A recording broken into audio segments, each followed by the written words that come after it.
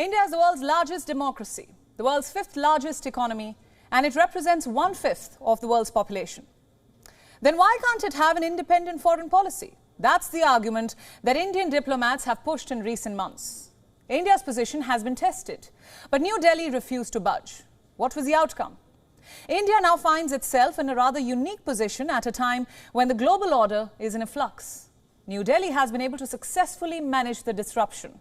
It has stayed away from blocs and still made its voice heard on world issues. The SCO summit is an opportunity to build on those gains. Prime Minister Modi has departed for Samarkand. The SCO summit is underway. Some bilaterals have already happened. Let's now bring you up to speed with the latest and tell you more about what we can expect from the Indian leadership. Day one was dominated by meetings on the sidelines. It is a full house as of now in Samarkand. All key leaders will be in attendance. This includes the 8 permanent members: China, India, Kazakhstan, Kyrgyzstan, Russia, Pakistan, Tajikistan and Uzbekistan, and 3 countries with observer status. That's Belarus, Mongolia and Iran. It's important to note that no representative has been invited from Afghanistan, but no one will ignore Afghanistan. During the talks, Afghanistan is going to be one of the key issues that will be up for discussion. There is also a lot happening on the sidelines. 3 leaders try to grab headlines with their engagements: Chinese President Xi Jinping, Russian President Vladimir Putin, and Iranian President Ibrahim Raisi. Let's tell you what they were up to today, one by one. We begin with Xi Jinping. The Chinese president arrived in Uzbekistan last night. Yesterday, he was in neighboring Kazakhstan. He kicked off his engagements from there. And today, President Xi continued with his Central Asia outreach. The Uzbek president greeted him at a welcome ceremony. Xi Jinping also engaged with other key leaders of the region, plus, of course, Vladimir Putin. Yes, that was the big meeting of the day. It's made headlines. The Xi-Putin bilateral on the sidelines of the SCO summit. What did the 2 leaders discuss? Xi Jinping stuck to his message. We told you about this last night on the show. The Chinese president wants to use the platform of the SCO to establish a new world order, a new anti-Western alliance. And for that, Xi says that he is willing to work with Putin. Listen in. Facing an ever-changing world, era and history, China is willing to make efforts with Russia to assume the role of great powers and play a guiding role to inject stability and positive energy into a world rocked by social turmoil. Now that was like music to the Russian president's ears. In his comments, he reaffirmed Russia's no-limits partnership with China, and of course he lectured the West. Putin didn't stop there. He praised China for its position on the Ukraine invasion and gave his full-throated support to Chinese actions in Taiwan. We highly appreciate the balanced position of our Chinese friends in connection with the Ukrainian crisis. Attempts to create a unipolar world have recently acquired an absolutely ugly form and are completely unacceptable. For our part, we stand firm on the One China principle. We condemn the provocations of the United States and its satellites in the Taiwan Strait.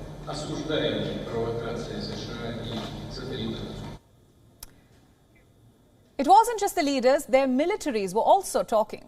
China and Russia are now conducting joint military drills in the Pacific. This has significance. It's the backyard of the United States, after all. Moscow announced these drills today. The Russian Defense Ministry released these pictures. And as Putin ramped up his anti-West rhetoric at the SCO, the Russian president held other meetings too. He met with Pakistan's Prime Minister Shehbaz Sharif, the Kyrgyz President Sadir Japarov, the Iranian President Raisi, and these were all closed-door meetings. But Putin's objective behind it was clear. The Russian president is bolstering his roster of allies. He's reaffirming old ties and strengthening new relationships. Western sanctions have practically shut Russia out of key global forums. It's isolated. So the SCO becomes vital for Russia to sustain its engagement with the outside world. Iran is in a similar position. It is trying to overcome its own economic isolation. Iran holds an observer status at the SCO. Tehran is about to get an upgrade, however. Today, the Iranian leadership signed a memorandum. This paves the way for Iran's permanent membership to the SCO. Tehran has officially committed to fulfilling the SCO obligations. So how quickly can it be inducted to this summit, this organization? It could happen as soon as next year. Just like Putin, the Iranian president too didn't miss an opportunity to take on the US. The Americans think whichever country they impose sanctions on, it will be stopped. In my opinion, their perception is a wrong one.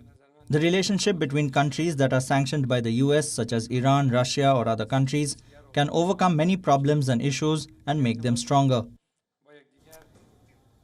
You heard him. So that's the pitch from Russia, China and Iran. They want to push the SCO towards taking a hard line against the West. And here is where India's role becomes ever important. India could become a much-needed voice of moderation within the SCO. India could push its SCO partners, bring attention back on regional issues that matter instead of focusing its energies on the West. The Indian leadership is in a unique position because India will take over the presidency of the SCO. India will hold this position for the next 12 months. It will host the SCO Leaders Summit. And that puts India in a position to set the agenda at the SCO. So what will be India's approach? Which issues would New Delhi like to pay attention on? Let's tell you. Terrorism and security will certainly top India's agenda. This includes the situation in Afghanistan. What are some of the other issues? Energy security, trade and economic cooperation, and of course, the proposals to expand the alliance. Before the summit, India spelled out the expectations for the summit. Let's listen. We expect that the discussions during the summit would cover topical, regional and international issues, reform and expansion of SCO, the security situation in the region, our cooperation perspective in the region, including strengthening connectivity, as well as boosting trade and tourism in the region. So that's what we can expect. But before Prime Minister Modi began his trip to Samarkand, he held a crucial dialogue with another strategic partner here in New Delhi. We'll tell you about that. But before we dive into that meeting, let's get you some live action from the SCO. We at WION, we've got our correspondents on the ground getting you all the latest updates as the bilaterals get underway. Let's go over to them now. Anas Malik, our Pakistan Bureau Chief, is in Samarkand. Also joining me now on Gravitas tonight is Siddhant Sibal, our Principal Diplomatic Correspondent. Siddhant, I'd like to start with you. India's presence at this summit is important because it will assume the rotational presidency of the SCO. China, Xi and Russia's Putin are already forging closer ties. In fact, Xi has told Putin that China is willing to work with Russia as great powers. So how is India placed in all of this? Well, for the Indian Prime Minister Narendra Modi, the priority is said that is the fact that the presidency of the grouping will be handed over to India. That means that India will be hosting the summit next year, which means inviting countries like China and Pakistan. But when you're part of this grouping, you have to follow all the rules. And for India, what this grouping brings on the table is closer ties with Central Asian countries and, of course, with a long-standing partner, that is Russia. We know that when it comes to Prime Minister Narendra Modi's schedule on Friday, it's divided into two parts. First, of course, the morning will be dedicated to his engagements at the SCO, and the family photo is something that everyone will be keenly watching, where the leaders of the SCO member countries, that's the Indian Prime Minister Narendra Modi, the Pakistani Prime Minister Shehbaz Sharif, the Russian President Vladimir Putin, the Chinese President Xi Jinping, along with other Central Asian countries will be present. So body language, perhaps everyone will be keen to notice on. But the latter half of the day has been dedicated to bilaterals. The Indian Prime Minister meets the Russian President, he meets with the Iranian President and with the Uzbek President, who is the host. But the big question is, will the Indian Prime Minister meet with the Chinese President Xi Jinping, or perhaps pull aside with the Pakistani Prime Minister Shehbaz Sharif at a time when Pakistan, of course, faces the devastating floods in the country, and that is something nobody is ruling out. But any meeting, even if it's a handshake between the Indian and the Chinese leaders here in Samarkand, will be seen as a big breakthrough, given that the relationship has nosedived since the Galwan incident of 2020, in which India lost 20 of its soldiers. Right, absolutely, Siddhant. Thanks for that. Anas, coming to you now. Let's talk about the bilateral between the Pakistan Prime Minister Shehbaz Sharif and the Russian President Vladimir Putin. The Pak Prime Minister is facing plenty of internal politics given the crippling economic crisis back home. Will this diplomatic outreach at the SCO help get Pakistan out of the crisis? Well, clearly, Priyanka, it is helping Pakistan in one way or the other, and if reports are to be believed in a section of the Pakistani media, then the proposal that was put forward in February when the previous Pakistani Prime Minister Imran Khan was visiting Moscow, that has been reiterated by the Russian side. If reports are to be believed, there is only cautious optimism for that. As we speak, we know that the Pakistani Prime Minister met the Russian President.